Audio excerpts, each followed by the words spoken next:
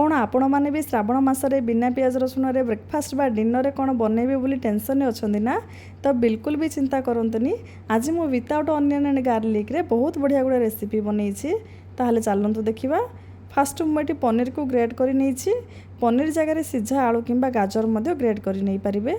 तापर से किसी स्पाइसेस ऐड करवा, जमीक हल्दी पाउडर, चिल्ली पाउडर, कैप्सिकम को छोट छोट कट कर नहीं, धनिया पाउडर, आमचूर पाउडर बदले आपण मैंने चाट मसला किसी कस्तूरी मेथी, अजवाइन, छोट छोट कटा कंचा लंका एंड लुण को दे मिक्स करवा।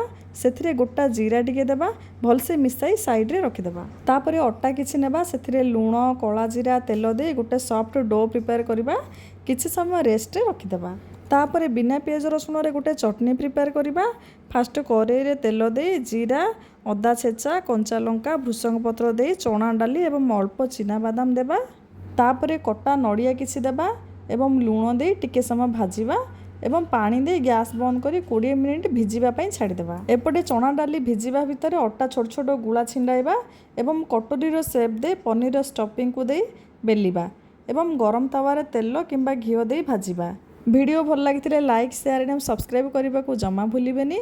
बनीगला आमर पनीर पराठा। तापर एपटे जो चना डाली आम भिजेक रखी ताकू ग्राइंड करवा एवं सोरिष, जीरा, शुखला लंका, भृषंग पत्र छुंक दे चटनी रे पकाइबा। वर्तमान बनीगला आमर विदाउट अनियन एंड गार्लिक रे पनीर पराठा एंड चटनी। थरे निश्चय ट्राए करंतु एंड फैमिली सहित एंजॉय करंतु।